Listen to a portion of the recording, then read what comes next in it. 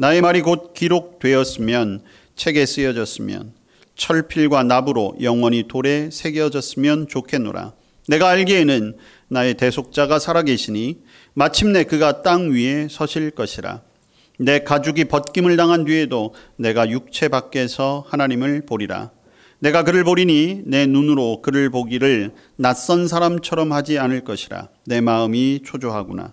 너희가 만일 이르기를 우리가 그를 어떻게 칠까 하며 또 이르기를 일의 뿌리가 그에게 있다 할진대 너희는 칼을 두려워할지니라. 분노는 칼의 형벌을 부르나 너희가 심판장이 있는 줄을 알게 되리라. 아멘. 누가복음 20장 27절에서 40절 말씀입니다. 한 절씩 교독하겠습니다. 부활이 없다고 주장하는 사두개인 중 어떤 이들이 와서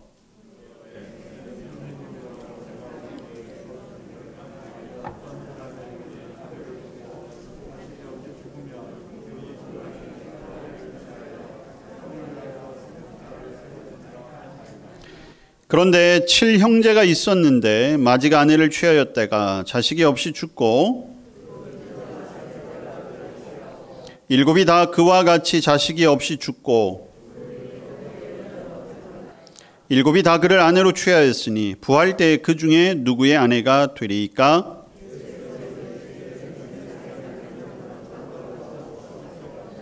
저 세상과 및 죽은 자 가운데서 부활함을 얻기에 합당히 여김을 받은 자들은 장가가고 시집가는 일이 없으며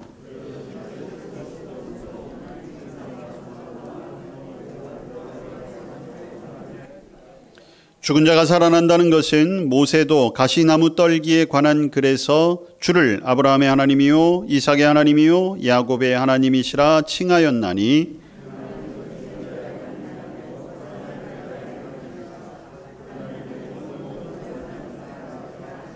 서기관 중 어떤 이들이 말하되 선생님 잘 말씀하셨나이다 하니 아무것도 감히 더 들을 수 없음이더라. 아멘. 네, 오늘은 욥기 19장 말씀과 누가복음 20장 말씀을 통해서 살아있는 자의 하나님이라는 제목으로 말씀의 은혜를 나누고자 합니다. 우리 기독교는 소망의 공동체입니다. 세상에는 많은 소망이 있고 바람이 있고 꿈이 있고 비전이 있습니다. 그렇지만 그 무엇보다도 예수님이 가장 분명한 소망이 되십니다. 예수님은 이 세상의 소망과 비교할 수가 없습니다. 죽음의 한계를 뛰어넘으셨습니다. 그래서 죽어도 죽지 않는 새로운 생명이 주님께로부터 있고 우리를 이 땅에 묶어놓았던 많은 것들로부터 우리를 자유롭게 하십니다. 이 소망이 있었기 때문에 우리의 믿음의 선진들, 특별히 많은 순교자들이 예수의 이름으로 복음을 전하다가 목숨을 빼앗기는 것도 마다하지 않았습니다. 많은 시련과 고통이 있었지만 그럼에도 불구하고 하나님 나라에 대한 소망을 가지고 이 땅에서도 꿋꿋이 살아갈 수 있었습니다. 지금도 여전히 믿음 때문에 많은 어려움과 비난과 그리고 여러 가지 압박과 고통 중에 있는 분들이 있습니다. 그러나 하나님 나라에 대한 소망이 있기 때문에 위로를 얻고 힘을 얻을 수 있는 것이지요. 여러분, 이 소망이라고 하는 것, 이것은 죽음을 넘어서는 것이요, 우리도 이 소망 안에서 살아가야 합니다. 예수님 안에 있는 소망을 품은 사람들이 오늘을 살아가고 내일을 기대할 수 있습니다. 그러나 예수님 없이 사는 사람들은 그저 지나가는 시간, 오늘에 만족하며 내일을 바라보지 못하는 것이지요. 오늘 배부르고 오늘 편해야 되는 삶, 그것은 소망 있는 자의 삶이 아닙니다. 물론 우리의 믿음의 고백 가운데도 내일 일은 난 몰라요 라는 고백이 있습니다. 내일 일은 난 몰라요, 우리 주님 인도하십니다 라는 그러한 믿음의 고백과 내일은 필요 없어, 나는 오늘만 살아가는 사람이야 라고 하는 그 표현은 분명한 차이가 있는 것이지요. 저와 여러분 모두 하늘 소망, 영원한 나라에 대한 소망으로 오늘 우리에게 닥친 여러 가지 어려움, 고통, 시련, 그리고 죽음과 죄의 두려움과 공포에서 날마다 승리할 수 있기를 축복합니다. 여러분, 구약 오늘 우리가 욥기서를 읽었습니다. 욥은 고난의 대명사처럼 불려지는 이름이지요. 여러분, 욥이 하나님을 믿지 않았기 때문에 고통을 당했습니까? 아닙니다. 욥은 당대의 의인이었어요. 누구보다도 하나님을 잘 섬기던 사람이었습니다. 하나님을 믿으면서 죄를 지었습니까? 아니에요. 욥은 죄 짓지 않았습니다.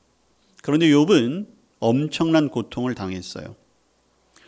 아이러니하게도 욥이 고통을 당한 이유는 너무 잘 믿었기 때문입니다. 믿음이 좋아서 하나님께 선발되었어요.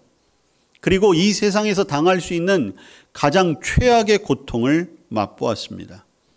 순식간에 모든 재산을 다 잃어버렸습니다. 자기 자식들이 죽어가는 것을 눈앞에서 보아야 했습니다.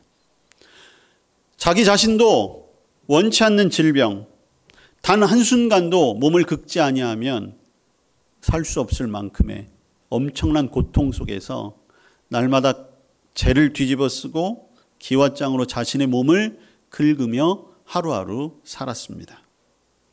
그의 아내마저도 하나님을 부인하고 차라리 죽는 게 낫지 않냐, 그런 악담을 퍼부었습니다.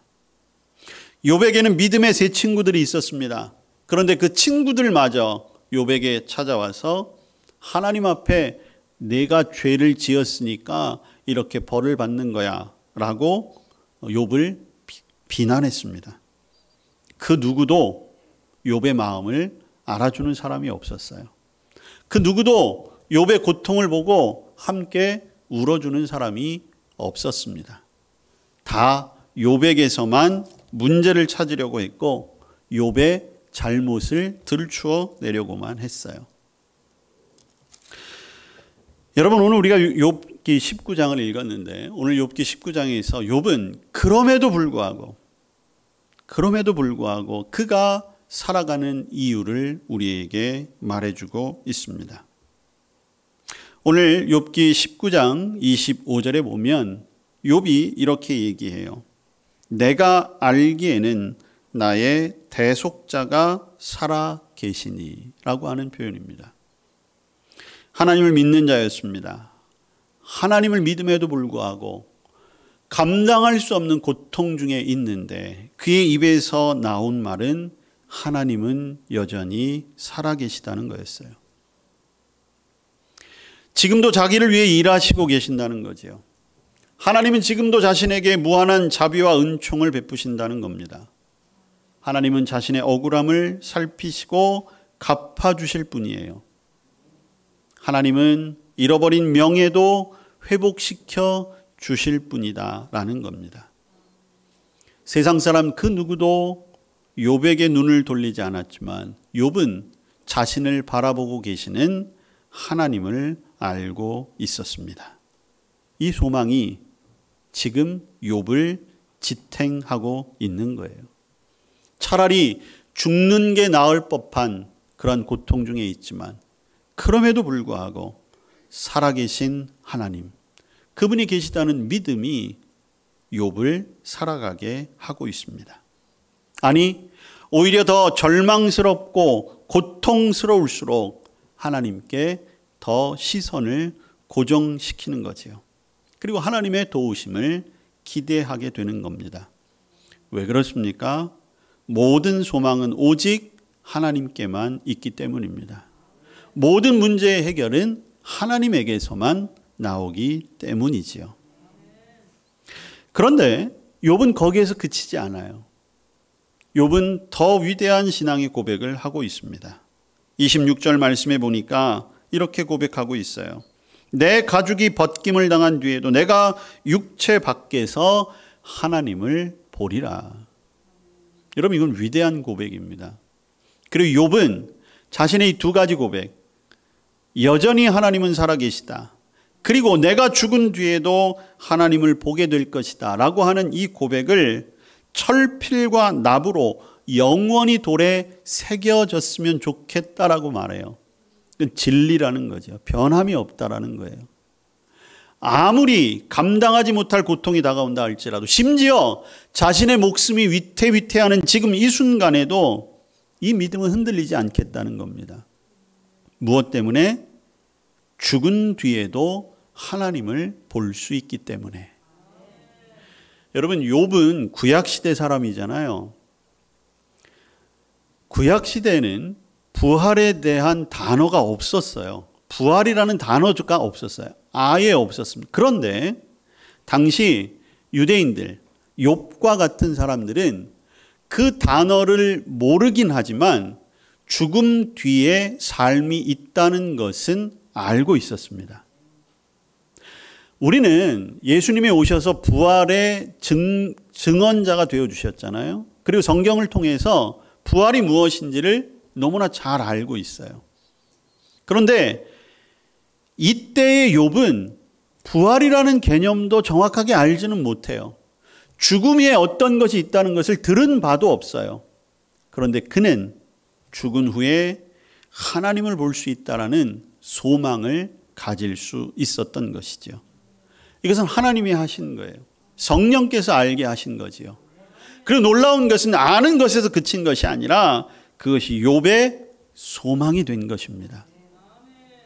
자기가 평생 쌓아왔던 모든 것이 한순간에 무너져 버리고, 자기의 자녀들이 한순간에 목숨을 잃고, 지금 본인도 몸에서 진물이 나고 피가 뚝뚝 떨어지고, 그리고 언제 죽을지 모르고 자기 주변에는 아무도 없는 그러한 상황이지만 그 모든 것을 초월하여 오히려 하나님을 바라보고 지금 죽음과 같은 삶 이후에 이어질 하나님과 더불어 살아갈 그 나라를 바라보고 있는 것이죠.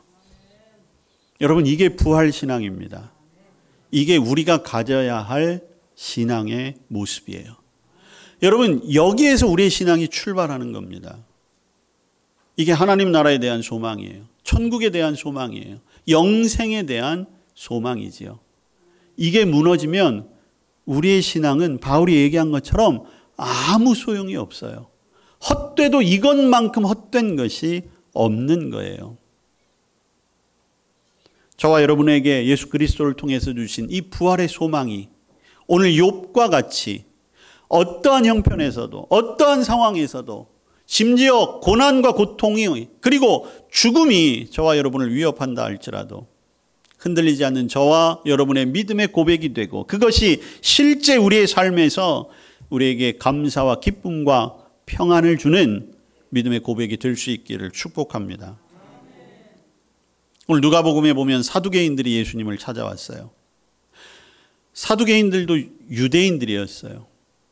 그런데 이 사두개인들은 부활을 믿지 않았습니다.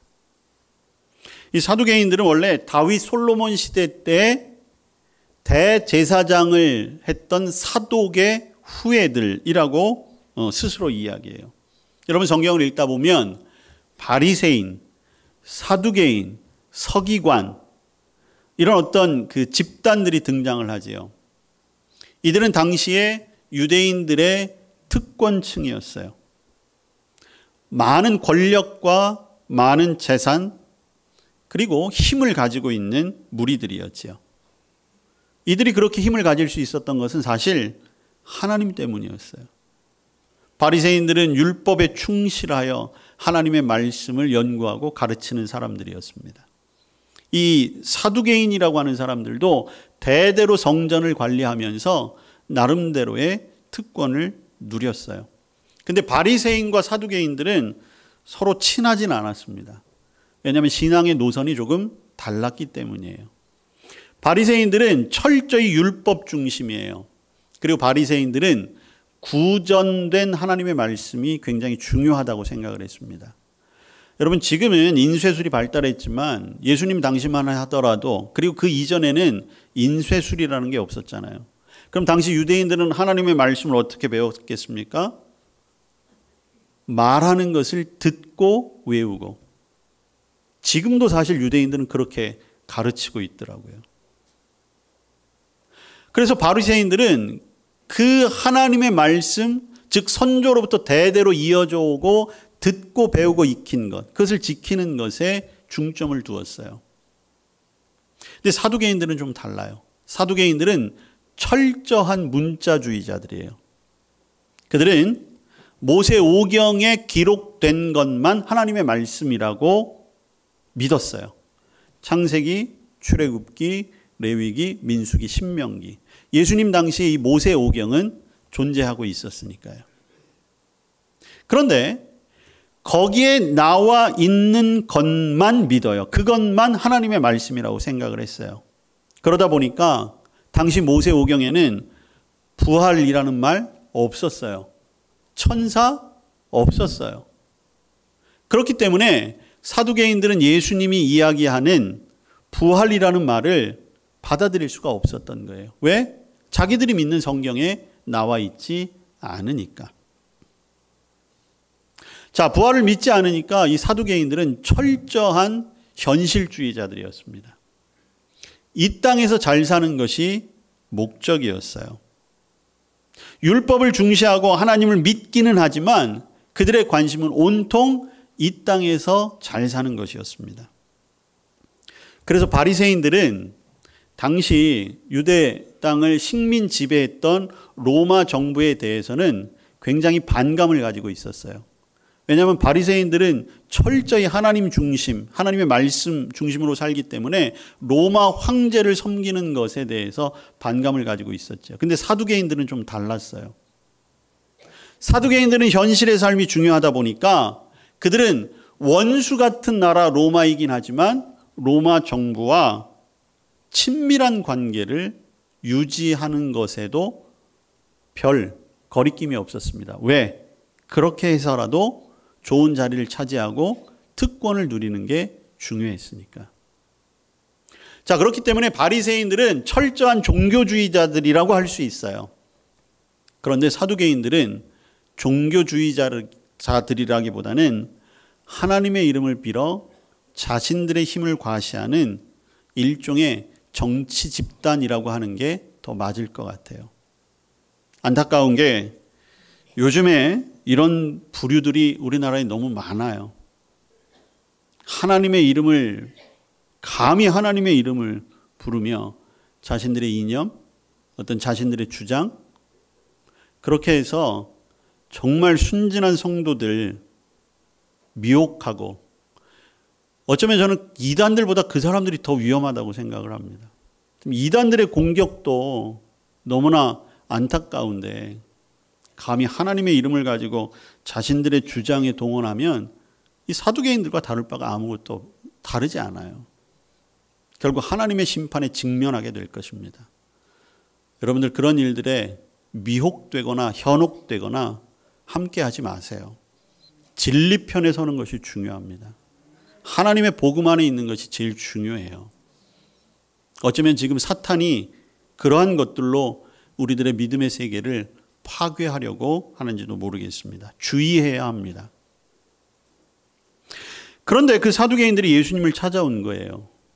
예수님이 말하는 부활 받아들일 수 없거든요. 그리고 어떻게 해서든지 이 문제로 예수님을 비난하고 그 예수님의 인기를 좀 떨어뜨려 보려고 했던 거죠. 자, 그래서 예수님을 찾아와서 이야기하는 것이 오늘 누가복음 20장 27절 28절 말씀이에요. 자, 28절에 보면 예수님이 와서 분명하게 말하지요. 모세가 우리에게 써주기를, 이게 중요해요. 사두개인들은 써 있는 것만 중요하다고 했잖아요. 근데 모세가 써준 게 어떤 내용이냐 하면 어떤 사람이 있었는데 자녀를 보지 못하고 남자가 죽게 된 거예요. 그럴 경우에 자식이 없이 죽으면 그 동생이 그 아내를 취하여 그 대를 이어가야 한다는 겁니다. 근데 여러분 이거는 진짜로 율법에 있는 거예요. 신명기에 이 말씀이 있어요. 함께 사는데 하나가 죽고 아들이 없으면 죽은 자의 아내는 다른 사람에게 시집 갈 수 없어요. 결혼하지 않은 형제가 있을 경우엔 반드시 그 남편의 형제에게로 다시 들어가서 아내가 되고, 그리고 그 남편의 형제는 그 의무를 다 해야 돼요. 아이를 낳아야 되는 거예요. 왜냐하면 당시 유대인들에게 있어서는 이 혈통이 굉장히 중요했기 때문이에요. 우리나라도 크게 다르지 않잖아요. 여러분 우리나라도 얼마 전까지만 해도 어떻게 해서든지 혈통을 이어가야 하는 그런 일들이 있었어요. 그래서 뭐 아내를 몇 명씩 두기도 하고 심지어 아내가 있음에도 불구하고 밖에서 아이를 낳아들여서 호적에 올리는 일들도 우리나라에도 있었잖아요. 그러니까 혈통을 중시하는 민족에게서는 이런 것들이 그렇게 흉이 되지 않았던 거지요. 그런데 이 사두개인들은 그것을 아주 극단적인 데까지 몰아가지요. 7형제가 있었는데 첫째, 둘째, 셋째가 다 죽고 마지막 7번째 형제까지 갔다는 거예요. 그래놓고 예수님께 부활하는 게 만약에 부활한다 그러면 다시 만난다는 건데 그러면 이 아내는 몇 번째 아내냐 이렇게 묻고 있는 거예요. 뭐 아내 입장에서는 1호 남편, 2호 남편, 3호 남편에서 7호 남편까지 가면 뭐 능력 있는 여자, 요새 같으면 능력 있는 여자라고 하겠지만 여러분 이런 일은 일어나지 않아요. 그리고 중요한 건 예수님 당시에도 이 법은 있었지만 이 법대로 하는 일은 거의 없었다는 거죠. 그럼에도 불구하고 사두개인들은 예수님을 찾아와서 아주 난감한 질문을 하는 거예요. 자, 여기에 예수님이 대답하시는 것이 그 다음의 내용입니다. 그러나 여러분, 사두개인들이 왜 이런 질문을 했을까요? 자, 오늘 본문엔 나오지 않지만 이 본문은 마태복음과 또 마가복음에도 동일한 본문이 기록되어 있는데 마태복음 본문을 찾아보면 거기에 예수님께서 답변을 하시기 전에 너희가 하나님의 말씀을 제대로 알지 못하는구나 이렇게 책망하세요. 여러분 사두개인들은 누구보다도 말씀을 잘 안다고 자부심을 가지고 있잖아요. 근데 이들은 하나님의 말씀을 제대로 아는 것이 아니었어요. 문자적으로는 알았을지 모르겠지만 하나님의 말씀에까지는 다다르지 못한 거지요. 여러분 사두개인들이 이렇게 이야기하는 것은 처음부터 일어날 수 있는 일도 아니었어요. 그런데 이렇게 질문하는 이유는 무엇입니까? 부활이라고 하는 것을 그저 자신들의 생각 안에 제한하고 있기 때문이에요. 하나님의 능력을 자신들이 할 수 있는 일 안으로 제한하고 있다는 것이죠. 하나님을 제대로 모르는 거예요. 자, 예수님이 34절 이후에 답변하시잖아요. 아마 이 답변을 하시면서 예수님이 정말 기가 막히셨을 거예요. 이런 것도 질문이라고 하나. 그러면서 예수님은 단번에 결론을 내리시죠. 하나님의 나라는 장가가거나 시집가는 일이 없어 라고 말씀하시는 거예요. 여러분 우리가 부활에 대해서 분명히 알아야 될 게 있습니다. 부활은 단순한 영적인 사건이 아니에요. 분명히 우리의 육체도 부활하는 거예요. 그런데 어떻게 부활할지는 아직 아무도 몰라요. 성경은 다른 몸이라고 표현했고 신령한 몸이라고 표현하고 있습니다. 그런데 놀라운 것은 다른 몸, 신령한 몸으로 부활하는데 하나님 나라에 갈 때 누가 누군지 분명히 알아볼 수 있다는 거예요. 이게 하나님 나라의 부활의 신비예요.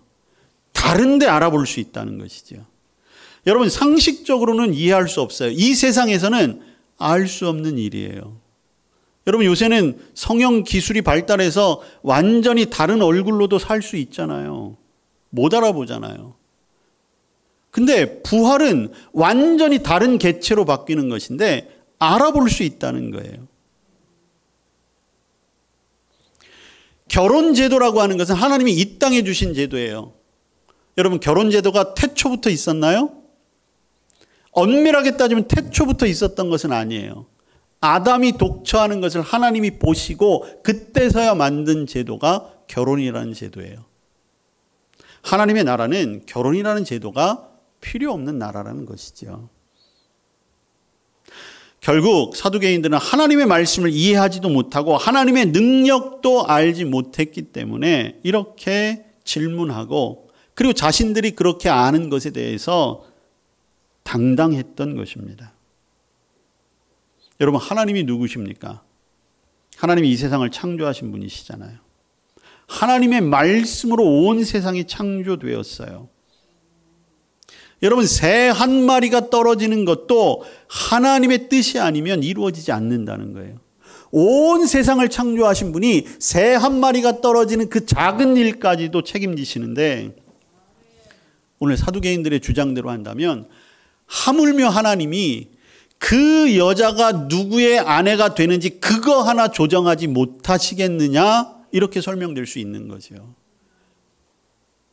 여러분, 우리는 혼란스러울 수 있잖아요. 이런 일이 만약에 실제로 생긴다라고 하면 아마 뭐 법정이 벌어지고 뭐 판례를 따지고 했을 거예요. 근데 그건 우리 기준이고 우리 생각이에요. 하나님의 방법은 우리와 다른 것이지요. 영원한 하나님의 나라, 부활의 세상은 우리의 세상과는 다른 세상이에요. 근데 여러분, 오늘날 우리의 신앙생활이 이 사두개인들처럼 살아갈 수 있다는 거죠. 그렇게 살아가고 있어요. 사두개인들은 부활을 믿지 않기 때문에 부활에 대해서 이렇게 질문했지만, 우리가 해답을 찾을 수 없는 일, 내가 감당하지 못하는 것, 내 눈에 보이지 않고 우리의 머리로 이해할 수 없다면 하나님도 하실 수 없다라고 생각한다는 거예요. 그래서 우리 스스로 그냥 결론을 내버리는 거예요. 이건 안 되는 일이라고 생각하는 거죠. 우리 스스로 하나님의 능력을 제한하는 일이 얼마나 많은지 모릅니다. 이런 우리의 모습을 보면 예수님이 똑같이 말씀하실 거예요. 너희들이 하나님의 능력을 아직 모르는구나.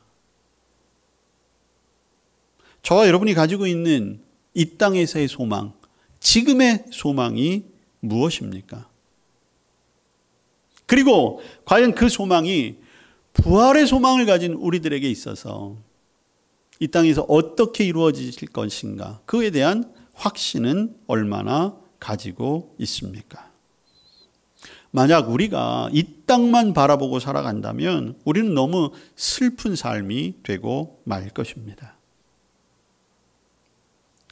그러면서 예수님께서 한 걸음 더 나아가 부활에 대한 증거를 사두개인들이 믿을 수 있게끔 가르쳐 주세요. 37절 이하에 보면 갑자기 예수님께서 모세가 가시나무 떨기에서 하나님을 만났던 이야기를 해주고 계세요. 모세와 하나님이 처음 만났을 때 모세가 하나님께 묻지요. 당신이 누구십니까?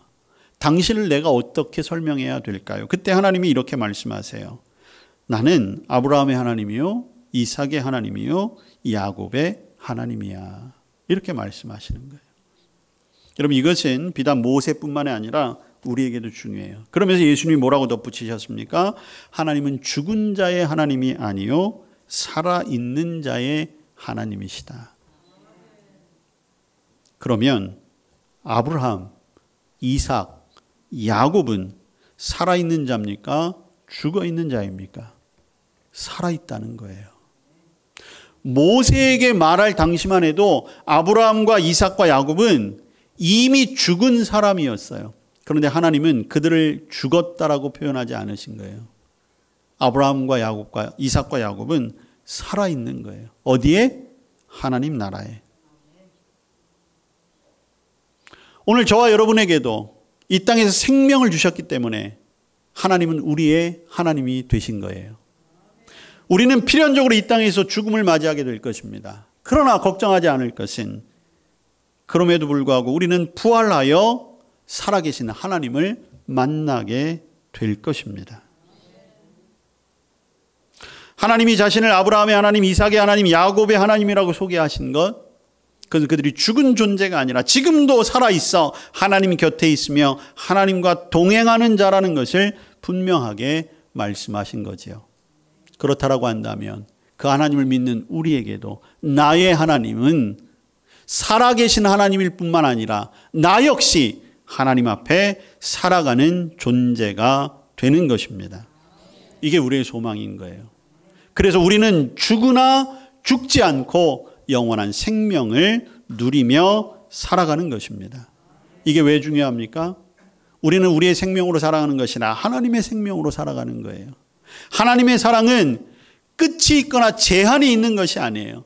하나님의 도우심 역시 마찬가지입니다. 그리고 하나님의 바라심이 있는데 하나님은 우리가 영원히 살기를 바라고 계시는 거예요. 그리고 또 한 가지 중요한 것은 그렇게 살고 있으면서도 죽은 것처럼 살지 말라고 오늘 우리에게 말씀하시는 것입니다. 부활 소망을 가지고 있고 영원한 하나님의 나라에 대한 소망을 가지고 있고 지금도 하나님이 나와 함께 계시다라고 하는 그 믿음을 가지고 있다면 우리는 이 땅에서 죽은 것처럼 살아가서는 안 되는 거예요. 내 마음대로 한계를 정해놓고 내 마음대로 안 된다라고 하고 내 마음대로 나는 이 고통에서 벗어날 수 없을 거라고 생각하는 것, 그건 하나님 앞에 잘못하는 거예요. 하나님 앞에 죄 짓는 거예요.